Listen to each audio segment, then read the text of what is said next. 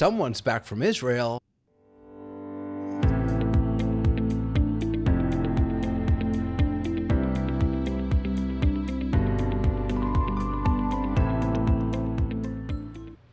Hello. Welcome back. Thank you. It's nice to be back. Have you have you gotten over the jet lag yet? Yes, it took me about a week. Really? So, Okay, so yep. before we get into anything, just tell us about this trip. What was the purpose of it? How long were you there? Good stuff like that. Well, let's just say it was my annual trip. I spend 2 weeks at the Shalom Hartman Institute, which is a wonderful pluralistic think tank in Jerusalem. And I am surrounded by 150 of my closest rabbinic colleagues. And we study and we learn and we share and we think. And that is amazing. In fact, a little bit of what we're going to talk about today just came from what I studied while I was there. So you did study about this in sort of in real time, in real on site.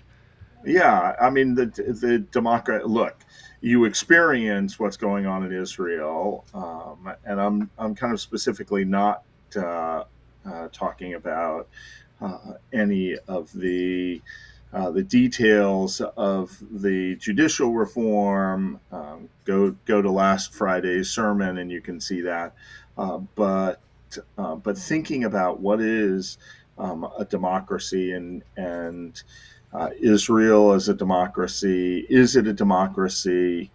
Um, yeah. And, right. So what we're seeing, just so people are aware, what we're seeing in Israel now is, well, it's not just now; it's for the past 6 months. There were a large package of judicial reforms that were presented to the Knesset, and almost immediately the protesting started.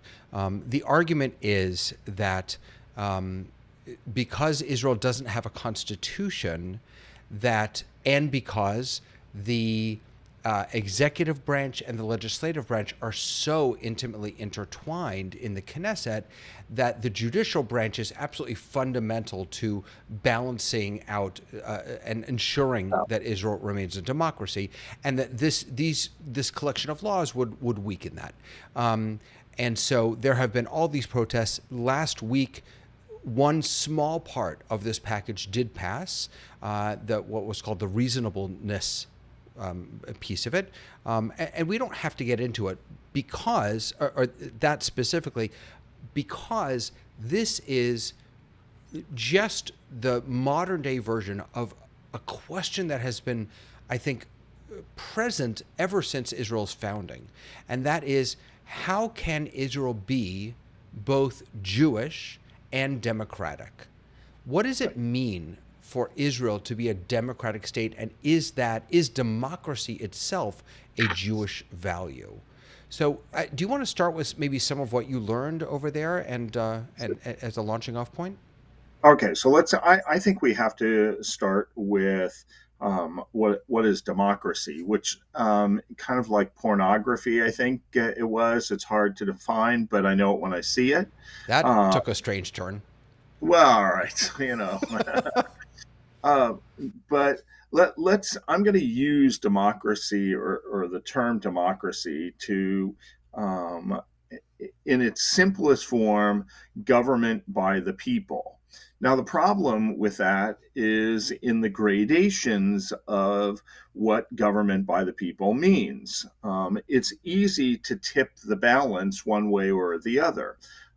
Too much concentration in a small number of people, you have the very great potential of abuse. We're going to see that in a biblical text that I pull out.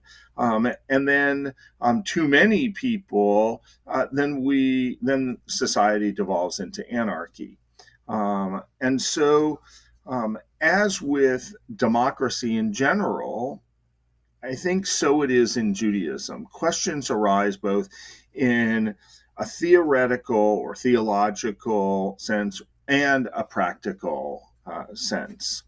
And so, what I thought I would do in just talking about this is I want to start at our core. We always start with where we are biblically. What is it in the Torah that tells us that we're a democracy or not a democracy? Um, and, um, and I will say, just as a sidebar, that many of the fundamental and foundational ideas of the United States and other modern democracies draw distinctive features from the Jewish tradition. We're going to see some of that. Yes, the current turmoil in Israel, whether it is Jewish or democratic, the state is Jewish or democratic or both, is really only part of, albeit a vital part, of a long-standing and vigorously argued debate among Jewish thinkers and politicians. And by the Okay. way, I just want to, if I could just interject that I think it was just this morning with George Stephanopoulos, Prime Minister Netanyahu was speaking, and he raised the he raised or he argued that in this particular case, that this particular case should not be risen or elevated to the level of risking democracy. So I just wanted to put it out there because I think you and I probably agree that this is a risk to democracy. But I just, for the sake of being open and honest and fair, the other side would argue this is not necessarily part Yeah, of that yeah. And conversation. what I would say and I think we can talk about that maybe, but I also recognize, as we say in Hebrew, or in Talmudic parlance, he is nogea bedavar. He has a vested interest Right. in. It is his government that has put this forth, and it is his government that is passing this. So, of course, he's going to say that this isn't something that we should be worried too much about. Right. Let's go back. Let's go back to. I know it sounds crazy, but to go back to biblical society, and I think that we would say that there are at least foundations of the idea of human equality in our very earliest biblical texts. Genesis 1:27, God makes male and female in the image of God, and that they're considered equal. But what we start to see in biblical society is power being centralized in a few individuals. There is an elitism in biblical society. We can look at Exodus 20, middle of Exodus 20 or end of Exodus 20, like verses 15, 16, 17, where Moses is asking the people, this is right when they're going to receive the Torah. Moses says, come on, everybody, let's gather around and hear God. And the people say, no, no, thank you. I don't, you speak for us. Okay. You are going to be our intermediary. Okay. So are the people giving over leadership to Moses? Okay. Maybe. But then we have the sort of the balancing text of Korach, the story of Korach, where you have others. There we go. You have individuals who are part of the priestly class who say, wait a second, time out. All right, we are all holy. Every one of us is should be given the same right. How dare you put yourselves above us? And here's where I think we can land on what is biblical society, what is Judaism in biblical society. It is a theocracy.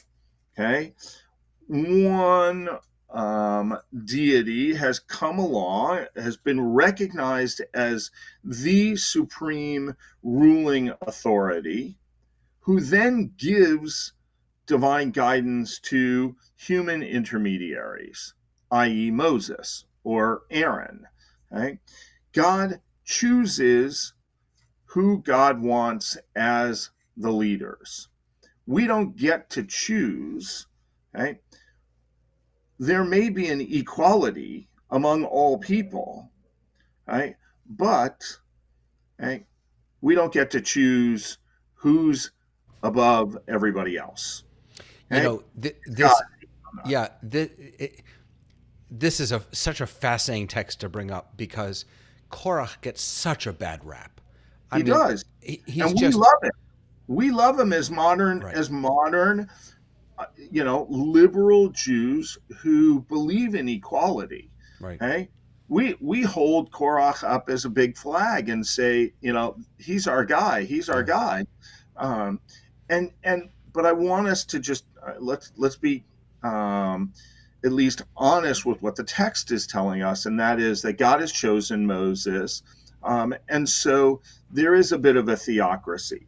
Um, that's not to say that there aren't other examples of where humanity is recognized for its equality. They just don't get to choose, right? So, in this case, in the biblical sense, there's no system of governance that can be viewed successful without at least some acknowledgement of the supreme, i.e., God, all right, that we are dependent upon God. And we can go to the text that we're going to look at over the next couple of weeks in Deuteronomy. Deuteronomy 8, where there's a reliance on God. But I actually like the one from Deuteronomy 17, which is the people want a king, okay? But only one who is chosen by God, okay? And yet in that we also recognize the potential of excess that any human king is going to come along. Right? We don't want a king that has too many horses or too many wives or too much gold in them. There, go down a couple more verses, 16, 17. There we go, right there. Right? We have a trust. We as a human, as a people, trust in God, but we want to make sure leaders are not going to go to excess. So I I think, can I yeah, just jump in real quick? So I'm glad you brought these texts in. I was thinking about this not here, but is it in Shmuel? Is it in Second Shmuel? Well, in any case, where yeah, it's got to be in Second Shmuel, where they say they say we want a king, and there's this moment I think for God where God has to recognize that theocracy isn't going to work anymore, and he said, and God says to them, I don't think this is going to be a good idea. I don't think this is going to end well for you, but I'm going to give in. And now, I don't think any of us would necessarily argue that a theocracy is what we want today, but there does seem to be almost a shift in yeah, biblical. right. And then so now what I would do is I take us into rabbinic literature, and here we kind of have we're in a liminal state between you've got a vote.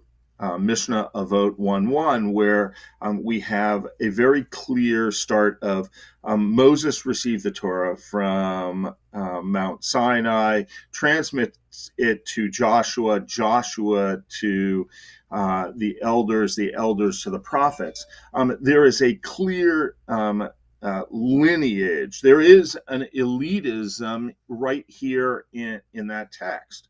Now, what's interesting about that elitism is if you put it back up, you can see that the elitism actually starts to expand. Okay, so it's no longer one person to another person to maybe a few people, all right, to a few more. But when That's we get to the beautiful. prophets, to the men of the great assembly, Yeah. who are the men of the great assembly? We're going to assume that that's the Sanhedrin. We'll talk about that in a second.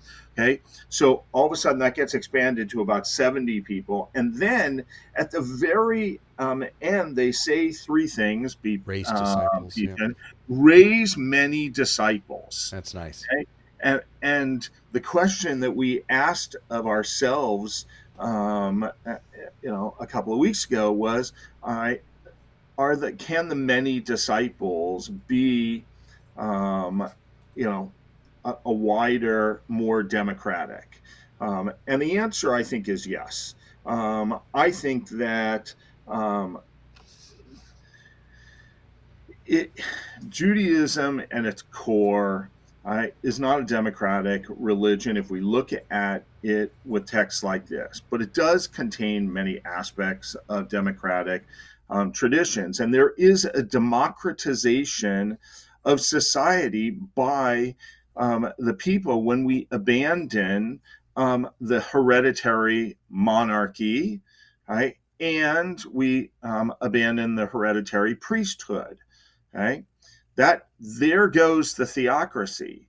Rabbinic Judaism, all right, the Judaism of the rabbinic period from a few hundred years before the Common Era and a few hundred years after the Common Era, affords everybody. The society starts to shift, and it affords anyone who is smart enough the opportunity to become a rabbi.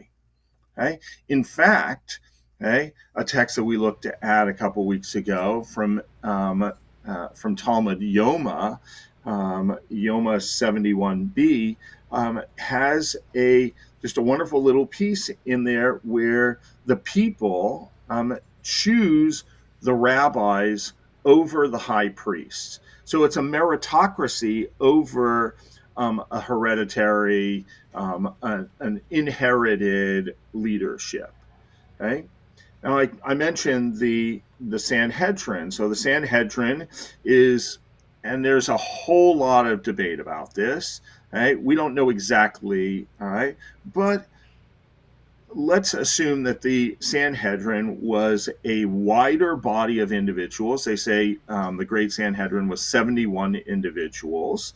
Okay, that's a pretty large Supreme Court, but 71 individuals who had a number of responsibilities. They had religious leadership, okay, where they were the ones who were decisors of halakha. They had political leadership. They were the ones who appointed the king and the high priest at that point. Okay, they could declare war or expand the territory around Jerusalem. All right, they had judicial. All right, they could try a high priest. They could try a false prophet. And they could create laws. And by the way, from a judicial standpoint, they also supervised smaller local Sanhedrin. And so the question becomes, That sounds exactly like the Knesset that they are trying to create in Israel. okay, well, all right, the question is, how did they become, who makes up the Sanhedrin? Right. And that we don't really know. Right? Depending on who you talk to, right, these 71 individuals, right, how do they get to be in the Sanhedrin? Right. And so I think that there is a sense of democracy there, in that there is a representation, but whether that really represents the people, we don't know. All right. So Right? let me just interrupt for a moment, because everything that you said so far leads me to believe that, when well, not believe, I guess question, when Herzl was first imagining the state of Israel, and when the pioneers were first imagining and building the state of Israel, did they realize what a challenge Israel would be to Judaism, to the way that Jewish society has traditionally been built? I'm not sure that they necessarily really really thought about it, because if you think about people like Herzl and others, A. Gordon, even Ahad Am, their Zionism was not based Right. in a religious Zionism. They were looking for a state for the Jews, not necessarily a Jewish state. Now they Right. weren't going to throw out the baby with the bathwater, but it wasn't their first concern. Right. Right? And since its inception, every Israeli studies Bible. They all study these Oh, stories. for sure. They all Hmm. know about theocracy and whether I don't know if it's They know the places, they know the right. stories. Right. Um, so we now come to the most modern, I mean, our modern age. And for what it's worth, let me just say, to bridge us from the rabbinic society to the modern society, is that with modernity, God loses God's place. Right? God is no longer the foundation of human existence, and what gets put in its place? A human created state, right? Wait a second. I didn't follow that. Sure. Israel Okay. took the place of God? Stick with me here. Okay. Let's go into the modern period. Okay. And when we had a theocracy, okay, or we placed everything, all of our concerns in front of God, and God was the one who took care of us, okay, who redeemed us out of Egypt, all right, who brought us into the promised land, who fed us, all right, who cared for us, who punished and rewarded Yep. us, okay. All of our concerns as a society were placed at God's footsteps, at God's feet. Okay?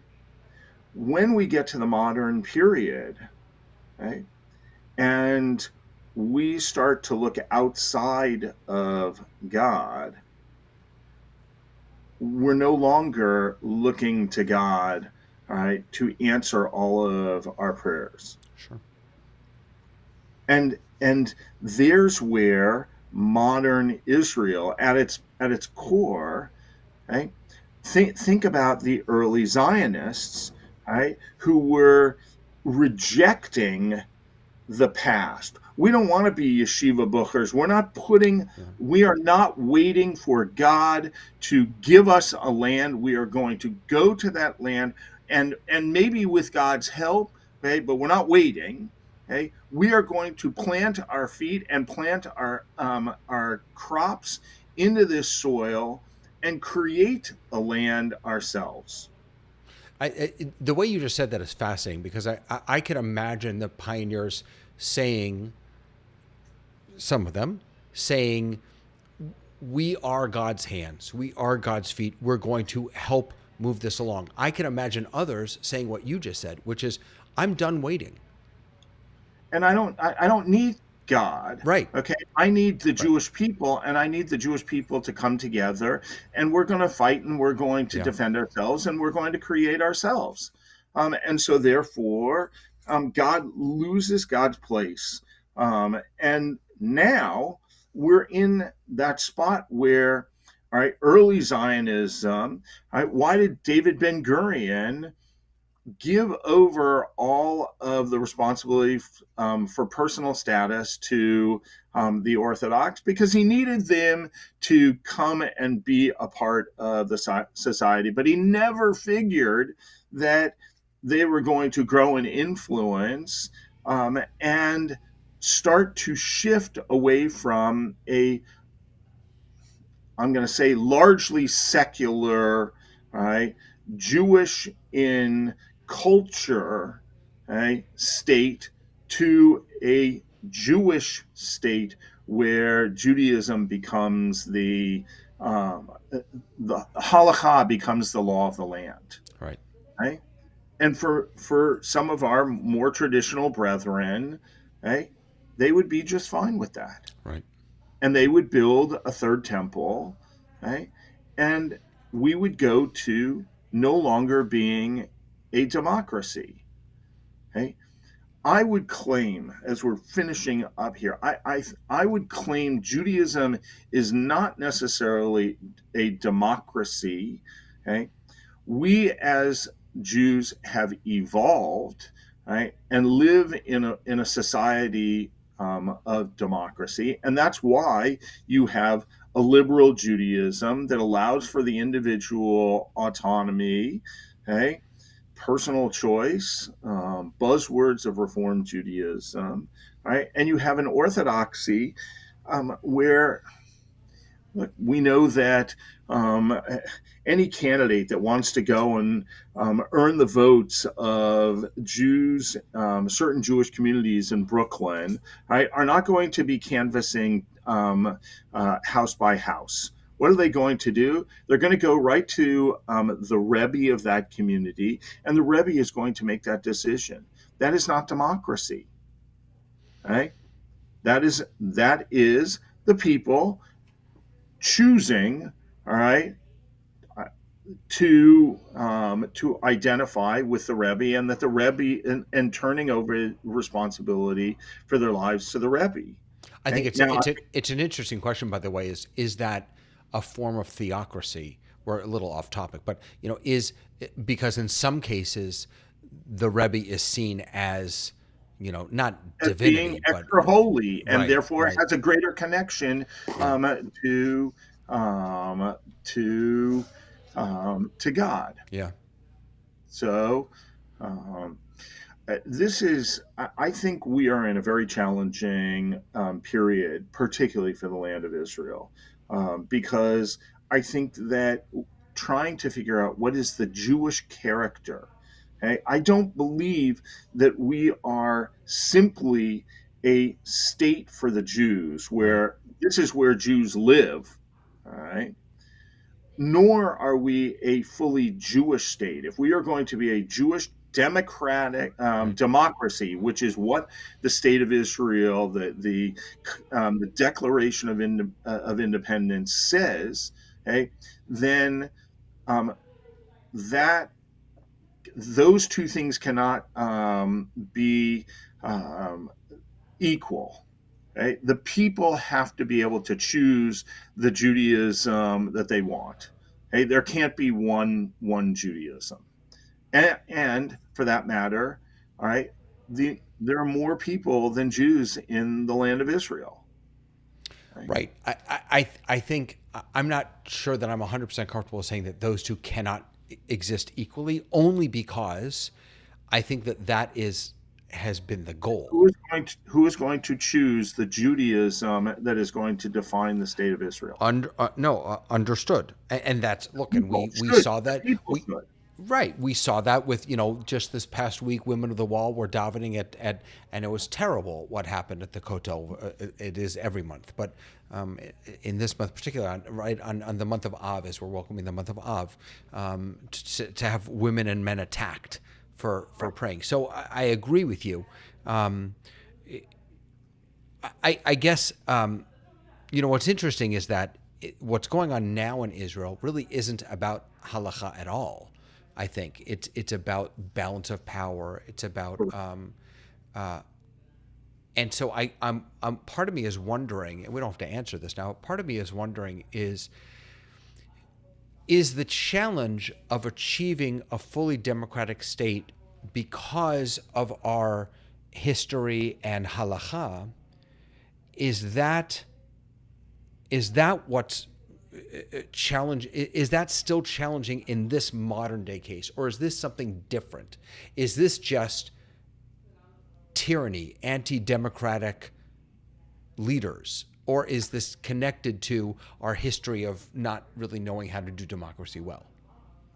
I think it's a combination of both. It's easy for me to say that, but I really do believe that you have in this government today, you have groups that have not had um, the amount of power that they have now, and so they see this as an Yeah. opportunity to do this. Um, and yet, some of those groups, the Haredi parties, really believe that in order for the state of Israel to be a Jewish state, it should be um, their Judaism, Yeah.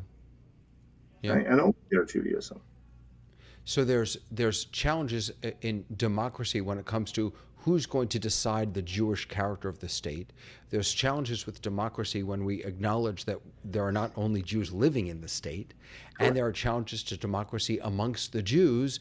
It, it, it, not even connected to halacha or Jewish or Jewish expression, but just about the nature of democracy. I think that in some ways, Because Israel in its earliest state never did the hard work of exactly right. creating a constitution, a strong constitution with a balance of powers, with a Hmm. clearly defined. I wonder if that's in the cards. I wonder if Uh, my sense is that. Uh, that it will be what's called a thin constitution, some basic things that we get the rules of the game, okay, so that we can at least agree on that, and then it's going to take a long time to get yeah. people to agree to a more robust constitution. Well, thank you, Rabbi Fascinating, David. fascinating. Yeah, fascinating. We could go on for a long, long time. Yeah. No, good stuff. And I'm glad you're back. I'm glad you had the most amazing trip. I was sitting here, literally every person I knew, including my rabbi and my wife, were in Israel, and I was here. But it was fun watching you from afar. So good to Well, have you back. thank you. Next time it's you Next go year, in my the Shana Haba B'Yushalayim, next year in All right. Jerusalem. Easy Have a good fast, everyone. Have a lovely rest of the day. Bye, guys.